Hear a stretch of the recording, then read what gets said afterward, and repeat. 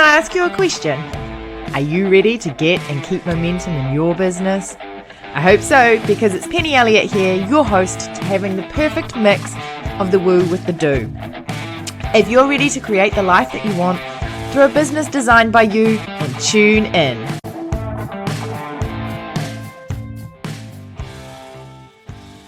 Hello, and welcome back to the Get Momentum for Online Entrepreneurs podcast with me, your host, Penny Elliott.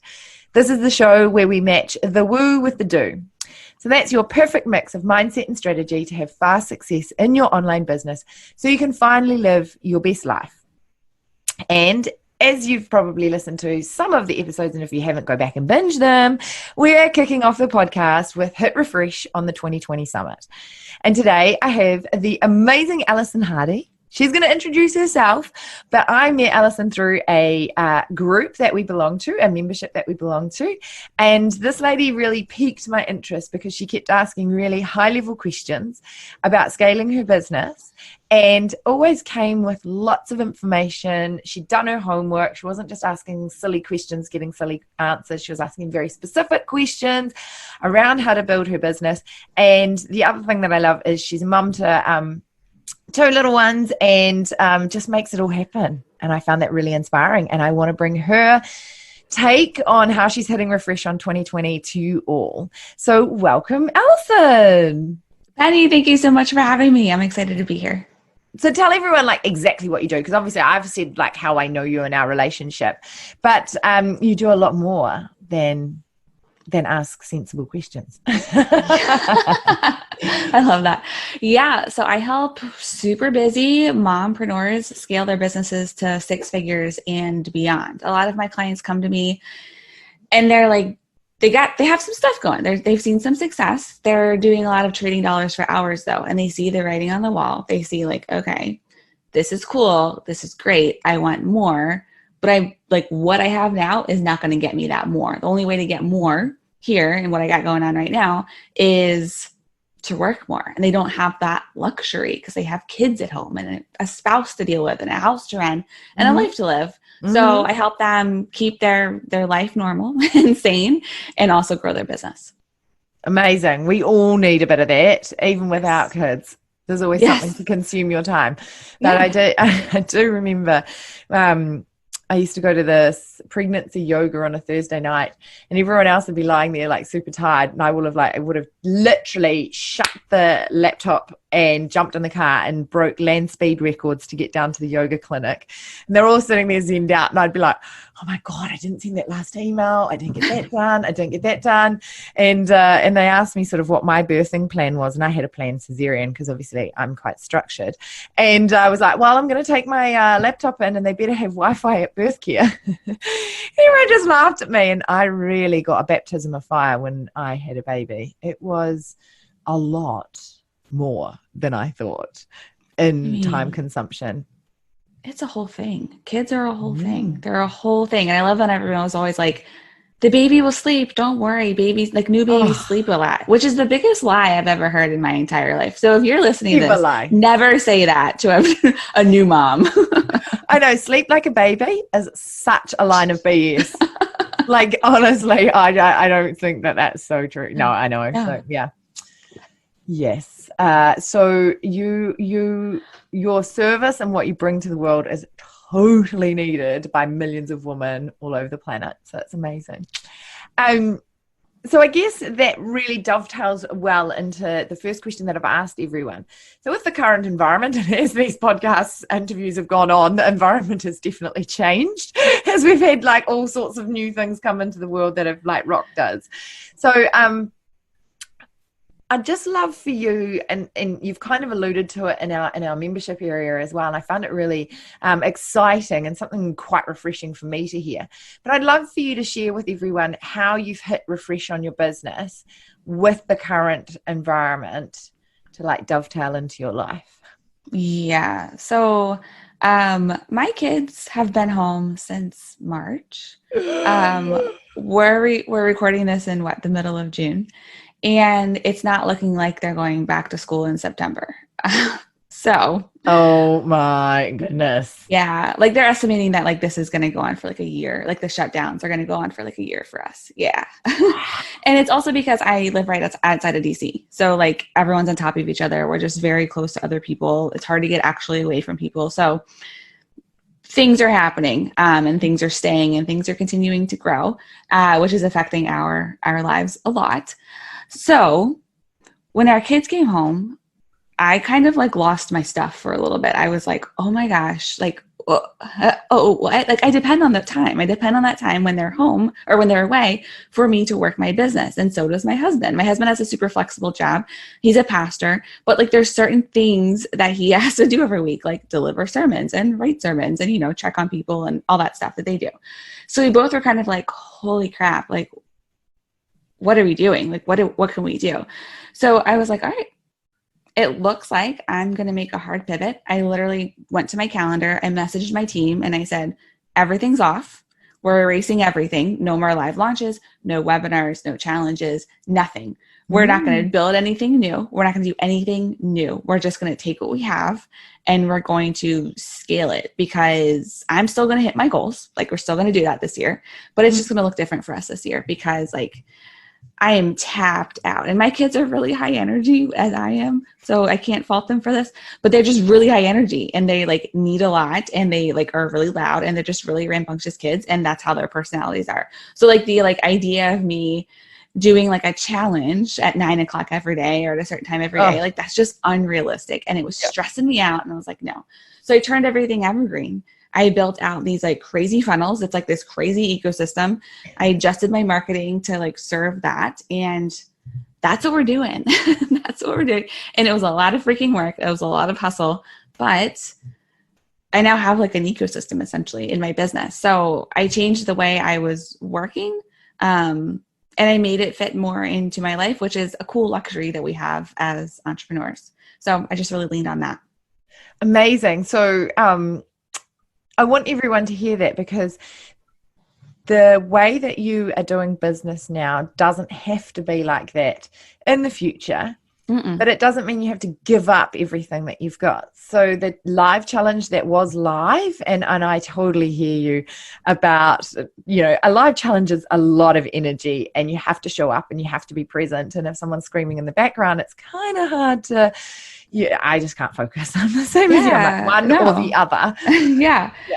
But it doesn't mean that you have to like completely abandon the thought process of doing a challenge or a live webinar.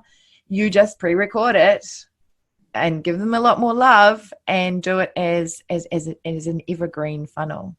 Mm-hmm.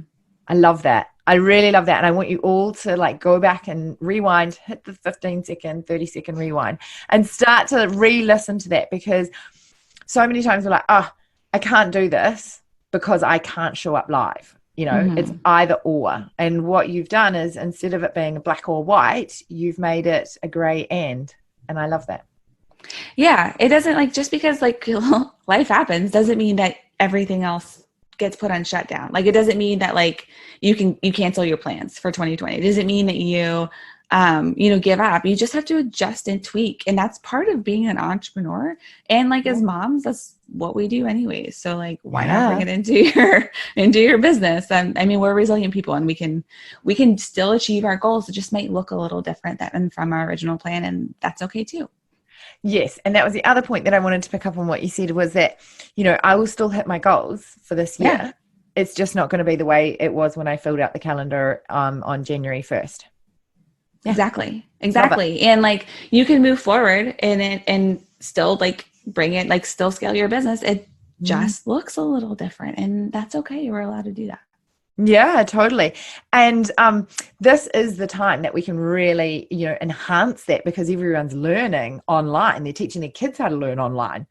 So therefore they see how they can learn online as well. So I think in the past, people have said, don't turn anything evergreen. The old saying is don't turn anything evergreen until you've proven that it's going to work live, But I think actually now there's a lot more lenience to people doing things evergreen because if you think about the people that you're trying to serve, they too could be mums at home with kids and can't be on a live at 9 o'clock in the morning to complete the challenge.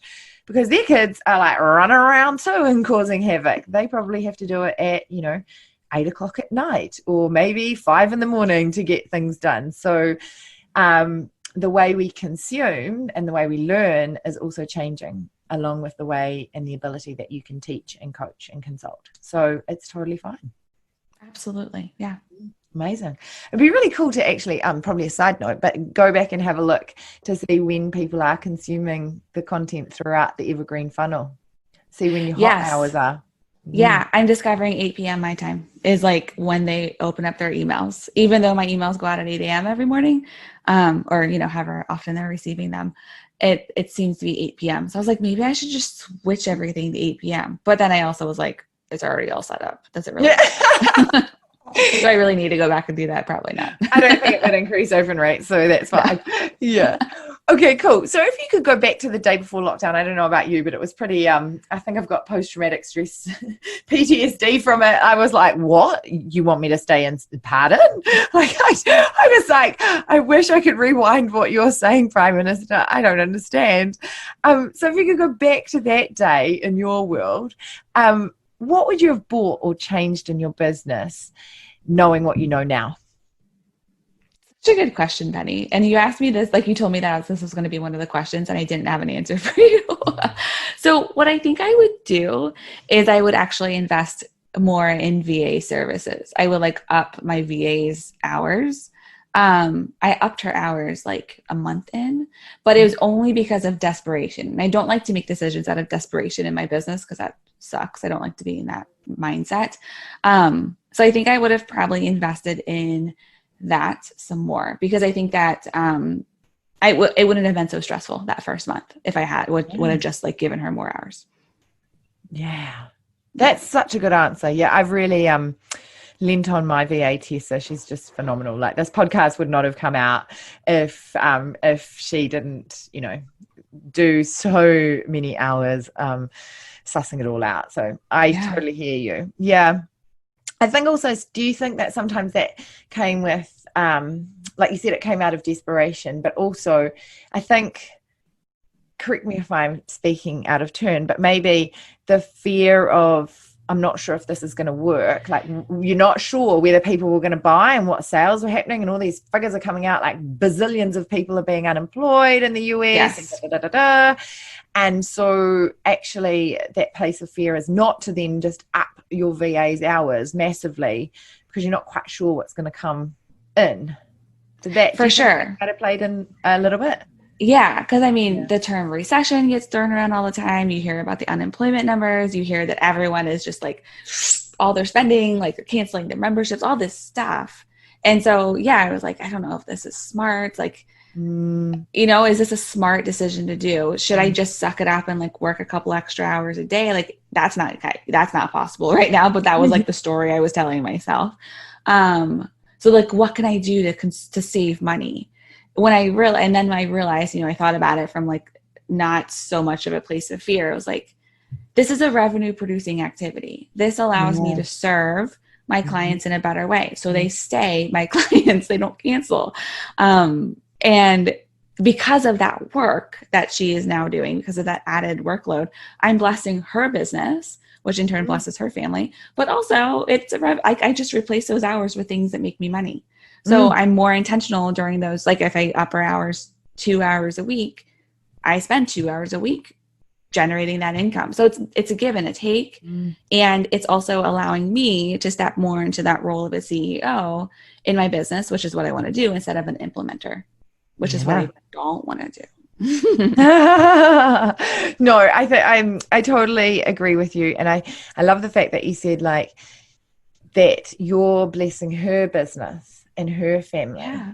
And so many times I hear from clients about how like money's really yucky and like I don't like sales and I don't, it's a bit sleazy and like how could I ask for that and how much can I charge and like I just think it's wrong, instead of thinking about, well, the money, like putting my focus on that sales generating hours, like you said, actually gives blessings to so many other people because you can employ more people. And it doesn't mean that you have to give more to the church or give more to a specific charity. You can give to the individual by by hiring them for more hours. I love that. That's fantastic. Yeah, I mean, our clients pay us, which allows us to like, put food on the table, and you pay other people, which allows them to put food on the table. So like that was one thing that when all the shutdowns happened, I was like, I do not want to let go of anyone on my team. Like they depend on me. They depend on that income. And if I am to survive this thing, I feel strongly that these people are going to help me survive. So like we depend on each other. I depend on them for support. They depend on me for money. And so like it's a give and a take here. And that was like a non-negotiable for me. I was not going to let anyone on my team go. And we haven't. We've hired more people, which is super cool. So yeah, I think that's really important. Yeah, amazing. Okay, so I guess you've probably really answered this already, but there'll be another situation because there's always hundreds of them as entrepreneurs. But we like to cut through the BS a little bit on this podcast and not be all about, the cars in the garage and the private jets, which all of those people can't get on anymore, which makes me laugh. So yeah, that's a bit of an overinvestment in their eyes. But where have you had to like really call BS on yourself and go, come on, Allison, this is just rubbish. I need to push through this. Was there any situation that you could share with our listeners that they can learn from? Of course. Always. Yes. So earlier this year, like in the end of 2019, I was considering a mastermind, and I was like, it's a really big freaking investment. And it just seemed so extravagant and selfish.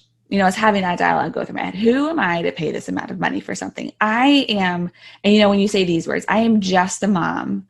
You're like full of crap, right? So I would say things like, I'm just a mom. I just want to like pay my bills. I want to give to the organizations I feel strongly about. And I just want to like, I just want to be, I would say those things all the time. I just want to be, I don't want to be this like high-powered person. And whenever you start to like talk yourself into like a smaller role, that's when like your red flags should go up.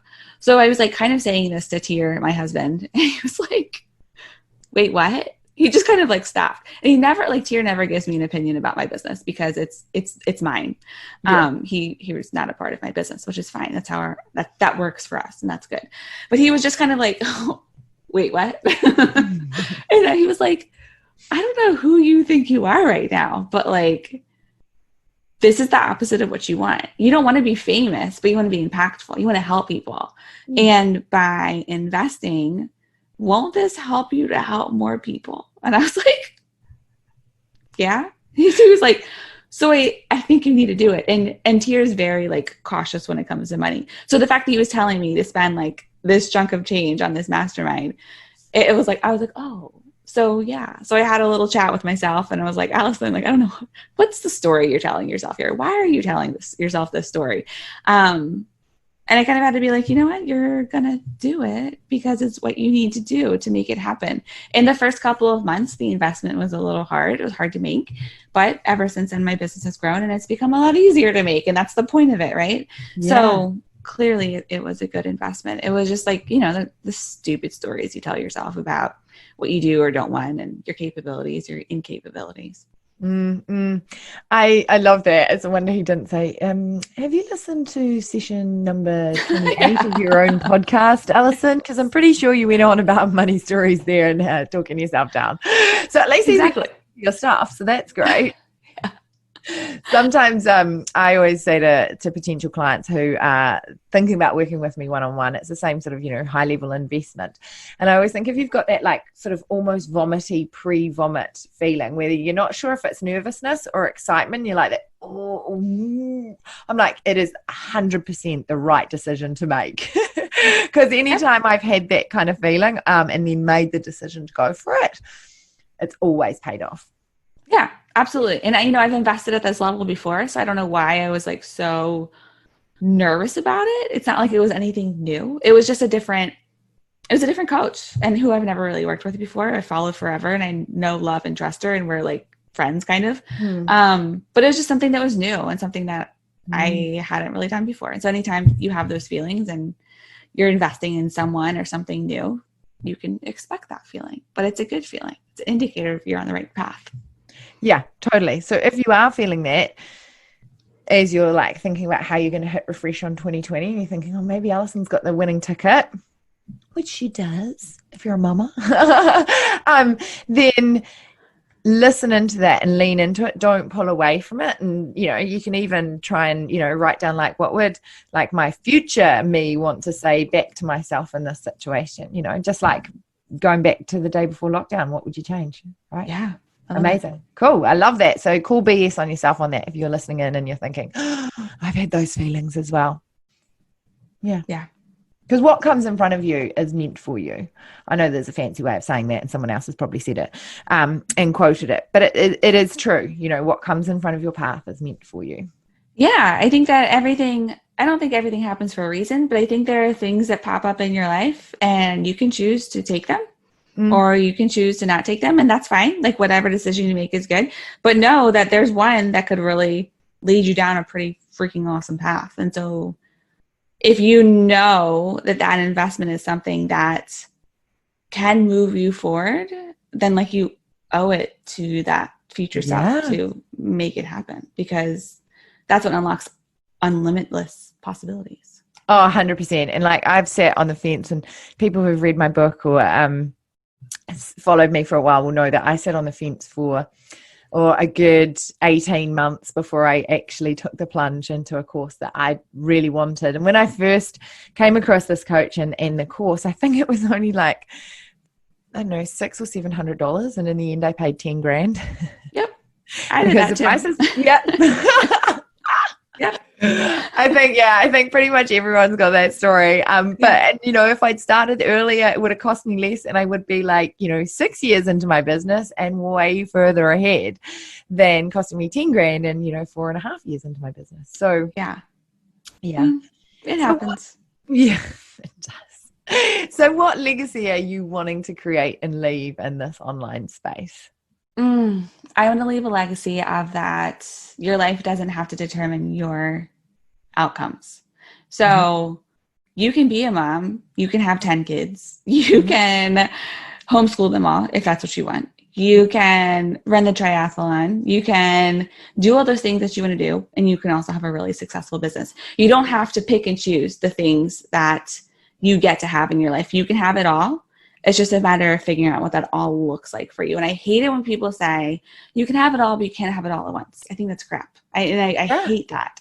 I think you can have it all, but I think it has to fit into your life. And so if part of your having it all is having a 6 or 7 figure business, make it happen. You can do that. There's no, your circumstances don't determine your outcomes. 100%. I absolutely love that. And I totally think that that's exactly what you are. From the outset, what I see you putting out into the world, that is what you are creating and leaving in the online space. Just even following your Instagram stories, and we're going to come to that later, listeners, how you can follow her. But just was it a 5K run? Or what do you guys call it? 3 mile, 5 mile run? Oh, yeah. A 5K. Yeah, a 5K. Yeah. So I don't know whether it was in miles. I don't know. I just seen it in kilometers. But, you're at home, you've got both your kids, indefinitely at home. Your husband's, around as well. You guys are trying to work out your schedules, and your, whole calendar's been wiped, and you're, hustling to make it all work at evergreen. So most people would be like, are you crazy? Why are you trying to do a 5K challenge, running challenge?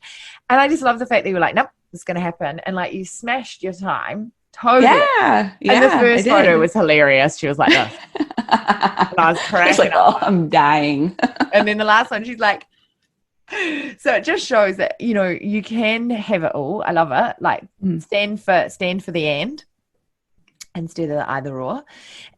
Because a lot of people, when I first started, a lot of people were like, oh, you have to give up that triathlon thing that you do so that you can have a successful business. And I was like, what? I've worked so hard to get fit and and have triathlon and Ironman and marathoning as part of my identity. I'm not going to give that up.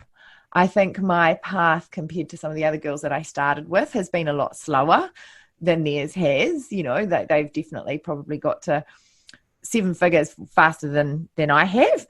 But I've done some other things on the way. Right. But also like at what sacrifice, So if you were to quit that, that's like a part of you. Like you can't give that up. You can't give that up. That informs who you are. And so, I think when you give up those pieces of yourself for something else, that's something else that's not worth it because you're not fully you. So imagine if you were fully you, I think you can accomplish that thing, whatever it is, in a much, maybe not a faster way, but in a better way because you're the best version of yourself. And that's what the world deserves. In a happier way. Exactly. In a happier way. There you go. Yes. Yeah. Absolutely. Amazing. So how can they get in touch with you? I mean, I've alluded to Instagram in your stories. Like you're hilarious on your stories. I love them. There's like business mama, like putting this out, putting that out. And then there's like crafting everywhere. And I'm like, oh, good. My life is normal too. Yeah. So on Insta stories, I try to show, behind the scenes, like what's going on in business, but also like, I am a real person. We do have some crazy crap going on in our life and it's okay. We all do. So my handle is just Allison_Hardy_.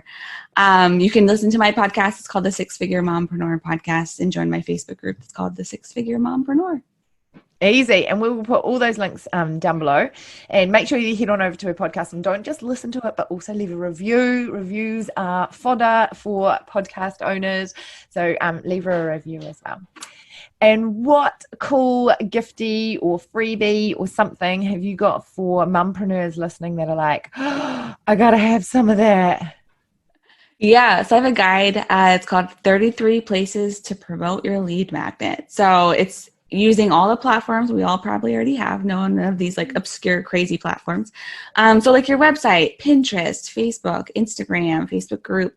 It's just places where you can put your lead magnet where you're kind of like leading with it. People see it. It's really visible and it's easy for them to download, which in turn grows your email list, which is what we all want organically. Amazing. And I love the bit that it's organic as well, people. So no paying. And paid traffic is great, but sometimes it's really cool to lean into organic traffic. So it's a good guide to help you do that. Yeah. And I firmly believe in having both, right? Yes, because absolutely. One costs you money and one costs you time. Exactly. Right. And you need both. So it's good. Yeah. Okay. And as a last little sound bite before we wrap up, what is your favorite one-liner that you give yourself to like have a pep talk and get yourself in momentum each day? Your success is inevitable. Love that. Yeah. So easy. So easy. Is inevitable. That's even like a screensaver on your phone. I have it on my phone and on my computer.